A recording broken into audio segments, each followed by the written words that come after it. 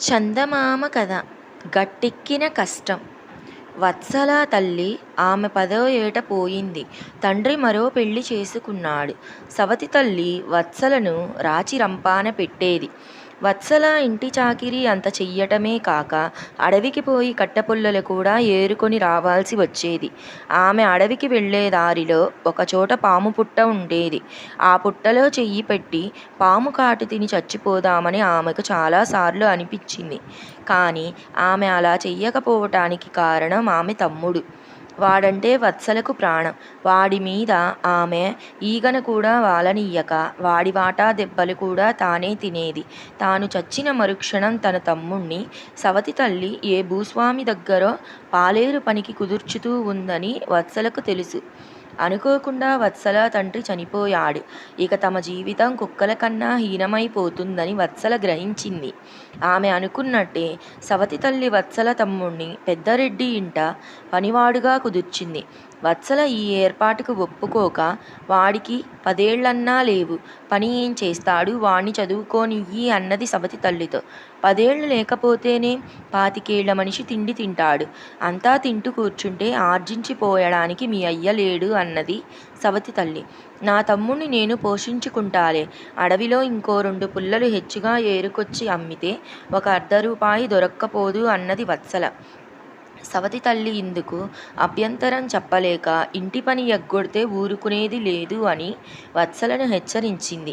వత్సల ఇంటి పని చేస్తూ అడవి నుంచి మోయలేనన్ని కట్టెలు తెచ్చి ఊళ్ళో అమ్ముతూ వచ్చింది.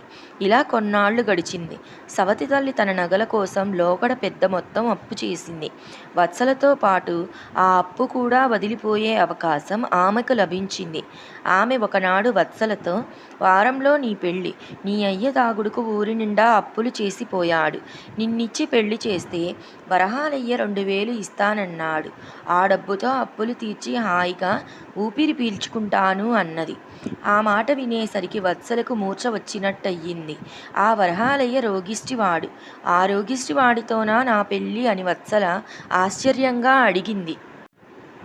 నువ్వు అందాల రాశివా? వాడు రోగిష్టి కాడు. వాడి ఒంటి తీరే అంత. నువ్వు వెర్రివేషాలు వేయక పెళ్ళికి ఒప్పుకో. లేకపోతే మీ అయ్య అప్పు తీరదు అన్నది సవతి తల్లి.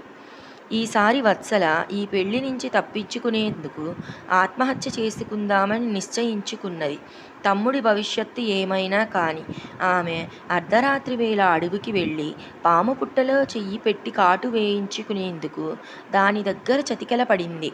పుట్ట సమీపంలో చెట్టు మీద కొత్తగా వచ్చి చేరిన భూతం ఒకటి వత్సలను చూడగానే ఆమెను భయపెట్టడానికి పెడబొబ్బలు పెడుతూ చెట్టు మీద నుంచి కిందకు దూకింది.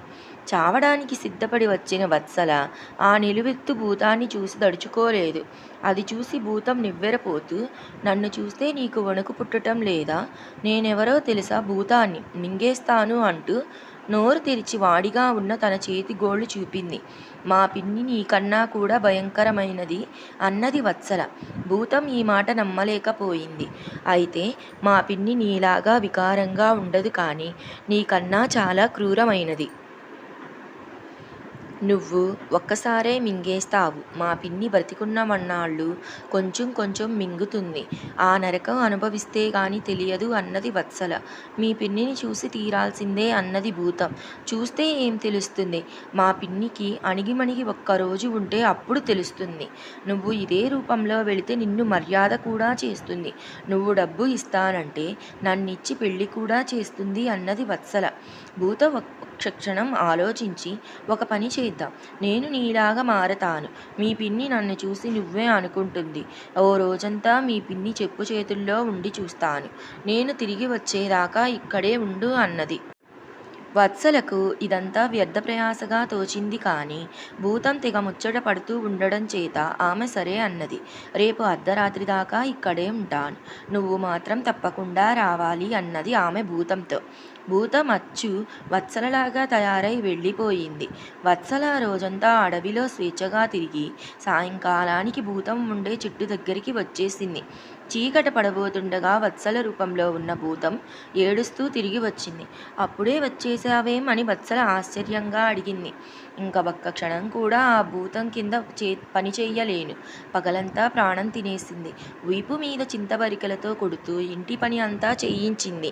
ధాన్యం దంపించింది. పెరడు తవ్వించింది. కడుపు నిండా భోజనం పెట్టలేదు. రాత్రంతా నూకలు విసరాలట. నా వల్ల కాదు.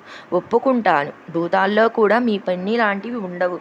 ఎలాగో ఆమె కళ్ళు కప్పి ఇలా వచ్చాను అన్నది భూతం. భూతం మాటలు ఇంకా పూర్తికాక పూర్వమే వత్సల సవతి తల్లి చింతపరిక చేత పట్టుకుని వచ్చి, నాకు తెలుసు పని ఎగ్గొట్టి ఇక్కడ వచ్చి కూర్చుంటావని, దొంగముండవు, ఇంటికి పద అన్నది. ఆమెను చూడగానే వత్సల చప్పున చెట్టు చాటుకుపోయింది. భూతం అదిరిపడి తన అసలు రూపం ధరించి చెట్టు మీదకి ఎగిరిపోయింది. అది చూసి వత్సల సవతి తల్లి కెవ్వున అరిచింది. 24 గంటలు తన అదుపులో ఉండే వత్సల భూతంగా మారటం